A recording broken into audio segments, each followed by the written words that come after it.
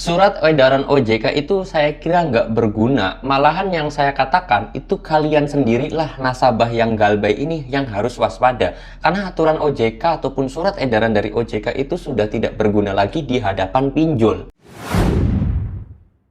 Assalamualaikum warahmatullahi wabarakatuh teman-teman semuanya. Pada kesempatan video kali ini saya ingin membahas tentang yang namanya aturan atau surat edaran dari OJK. Itu saya kira sudah tidak berguna lagi di hadapan pinjol. Karena kita tahu pinjol sudah banyak sekali melanggar surat edaran dari OJK, melanggar peraturan perundang-undangan, isinya juga tidak sesuai undang-undang ITE dan yang lain sebagainya. Tapi yang pengen saya katakan adalah harus waspada buat kalian semuanya ketika kalian itu galbay di pinjol. Kenapa saya katakan seperti itu? Karena kita sudah tidak lagi bukan tidak lagi dilindungi sebenarnya. Ketika OJK itu sudah memperdulikan pinjol sendiri, bukan malah nasabahnya. Kayak contoh kecil, OJK lebih mementingkan kayaknya lebih baik dapetin duit dari pinjol daripada harus ngurus nasabah yang sering banget kena teror, kena ancaman, kena intimidasi dari pinjol itu sendiri. Contoh kecil gini ya. Ketika kalian itu kena teror dari DC, kena ancaman dari DC, kalian mengadukan ke 157 OJK, apakah kalian direspon? Apakah di OJK itu langsung memberikan tanggapan akan hal itu? Apakah OJK juga bertindak? Jawabannya enggak kan?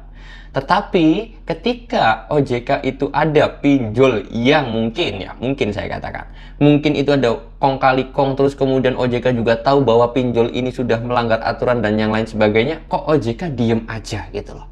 Nah, ini menjadi sebuah hal ataupun sebuah pertanyaan besar. Apakah OJK itu ada kong kali kong dengan pinjol?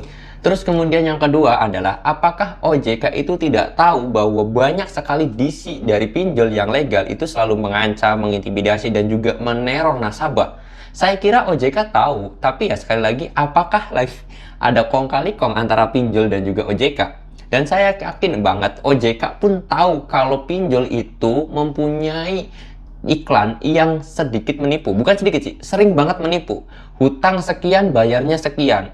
Itu sering banget muncul di media sosial. Dan saya yakin OJK ataupun Kominfo itu pasti tahu, tapi kok diem aja.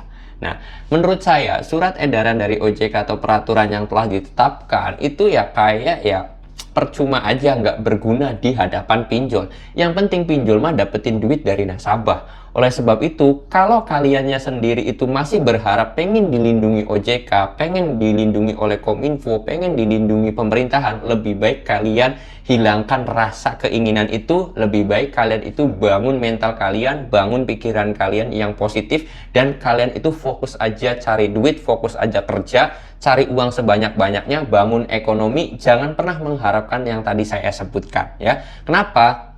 Ya sudah percuma kita laporan, nggak ada direspon. Kita hubungi 157 ya kita diem aja, didiamin aja. Jadi saya harap kalian itu kuatkan mental ketika diteror oleh DC. Kalau ada chat ataupun telepon dari DC, langsung blokir aja nomornya. Terus kemudian kalian itu berpikirlah gimana caranya dapetin uang, membangun ekonomi, buang hal-hal negatif, bangun hal-hal positif yang mana itu bisa meningkatkan ke ekonomi kalian. Oke, itu aja sih sebenarnya pesan yang pengen saya sampaikan, karena saya sudah capek melihat fakta di lapangannya itu selalu seperti itu, tidak sesuai dengan aturan. OJK membuat peraturan, OJK membuat surat edaran, tetapi tidak pernah terjun di lapangan, akhirnya sia-sia juga dan percuma aja.